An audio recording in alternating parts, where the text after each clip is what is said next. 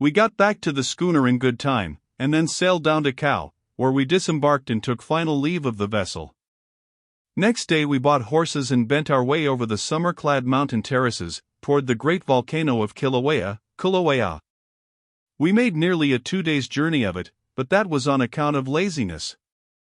Toward sunset on the second day, we reached an elevation of some 4,000 feet above sea level, and as we picked our careful way through billowy wastes of lava long generations ago stricken dead and cold in the climax of its tossing fury, we began to come upon signs of the near presence of the volcano, signs in the nature of ragged fissures that discharged jets of sulphurous vapor into the air, hot from the molten ocean down in the bowels of the mountain.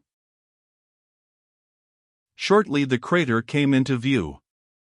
I have seen Vesuvius since, but it was a mere toy, a child's volcano, a soup kettle, compared to this.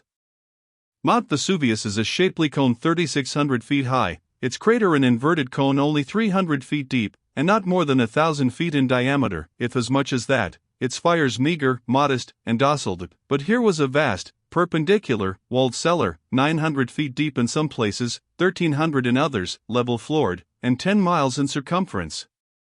Here was a yawning pit upon whose floor the armies of Russia could camp, and have room to spare.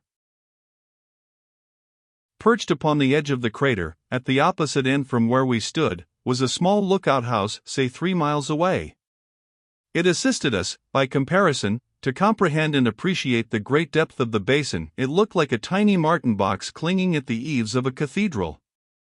After some little time spent in resting and looking and ciphering, we hurried on to the hotel. By the path it is half a mile from the volcano house to the lookout house. After a hearty supper we waited until it was thoroughly dark and then started to the crater. The first glance in that direction revealed a scene of wild beauty.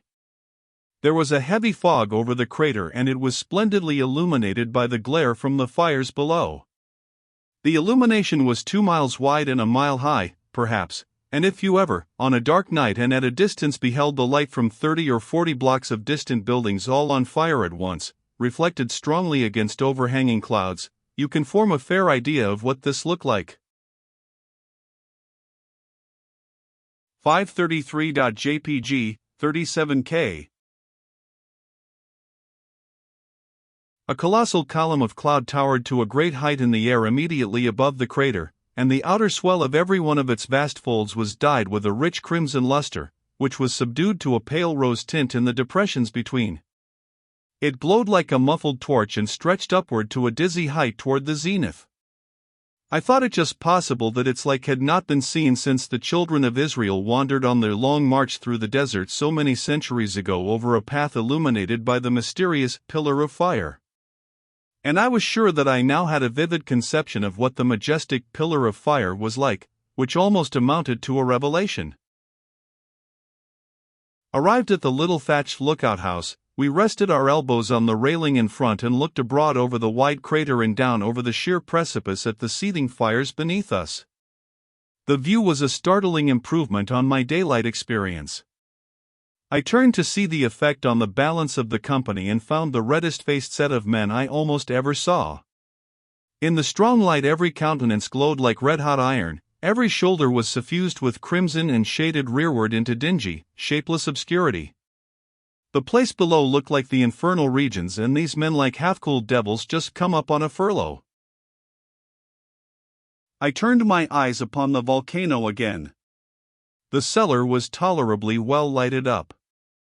For a mile and a half in front of us and half a mile on either side, the floor of the abyss was magnificently illuminated. Beyond these limits the mists hung down their gauzy curtains and cast a deceptive gloom over all that made the twinkling fires in the remote corners of the crater seem countless leagues removed, made them seem like the campfires of a great army far away. Here was room for the imagination to work. You could imagine those lights the width of a continent away, and that hidden under the intervening darkness were hills, and winding rivers, and weary wastes of plain and desert, and even then the tremendous vista stretched on, and on, and on, to the fires and far beyond. You could not compass it, it was the idea of eternity made tangible, and the longest end of it made visible to the naked eye. 535.jpg, 125K.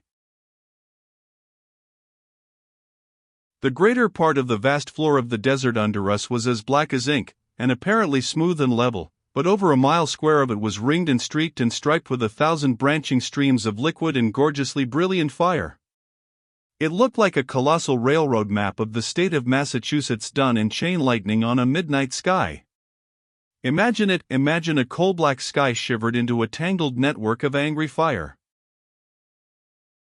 Here and there were gleaming holes 100 feet in diameter, broken in the dark crust, and in them the melted lava, the color a dazzling white just tinged with yellow, was boiling and surging furiously, and from these holes branched numberless bright torrents in many directions, like the spokes of a wheel, and kept a tolerably straight course for a while and then swept round in huge rainbow curves, or made a long succession of sharp worm-fence angles, which looked precisely like the fiercest jagged lightning.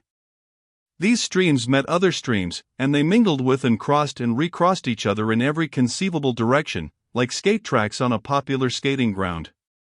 Sometimes streams 20 or 30 feet wide flowed from the holes to some distance without dividing, and through the opera glasses we could see that they ran down small, steep hills and were genuine cataracts of fire, white at their source, but soon cooling and turning to the richest red, grained with alternate lines of black and gold.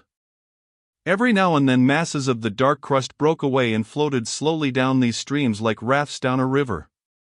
Occasionally the molten lava flowing under the superincumbent crust broke through, split a dazzling streak, from 500 to 1,000 feet long, like a sudden flash of lightning, and then acre after acre of the cold lava parted into fragments, turned up edgewise like cakes of ice when a great river breaks up, plunged downward and were swallowed in the crimson cauldron.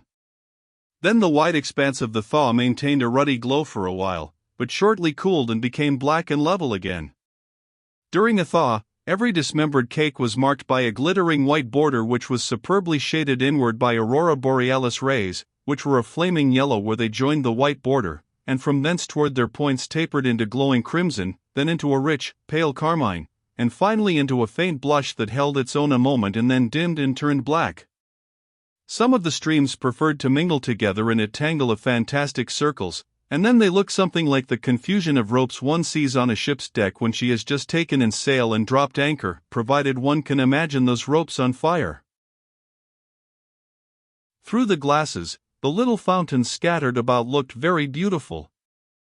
They boiled, and coughed, and spluttered, and discharged sprays of stringy red fire of about the consistency of mush, for instance, from 10 to 15 feet into the air, along with a shower of brilliant white sparks, a quaint and unnatural mingling of gouts of blood and snowflakes. We had circles and serpents and streaks of lightning all twined and wreathed and tied together, without a break throughout an area more than a mile square. That amount of ground was covered, though it was not strictly square, and it was with a feeling of placid exultation that we reflected that many years had elapsed since any visitor had seen such a splendid display, since any visitor had seen anything more than the now snubbed and insignificant North and South Lakes in action. We had been reading old files of Hawaiian newspapers and the record book at the Volcano House, and were posted. I could see the North Lake lying out on the black floor away off in the outer edge of our panorama, and knitted to it by a webwork of lava streams. In its individual capacity it looked very little more respectable than a schoolhouse on fire. True, it was about 900 feet long and 200 or 300 wide, but then, under the present circumstances, it necessarily appeared rather insignificant, and besides it was so distant from us. I forgot to say that the noise made by the bubbling lava is not great, heard as we heard it from our lofty perch. It makes three distinct sounds: a rushing, a hissing, and a coughing or puffing sound, and if you stand on the brink and close your eyes it is no trick at all to imagine that you are sweeping down a river on a large low-pressure steamer, and that you hear the hissing of the steam about her boilers, the puffing from her escape pipes and the churning rush of the water abaft her wheels.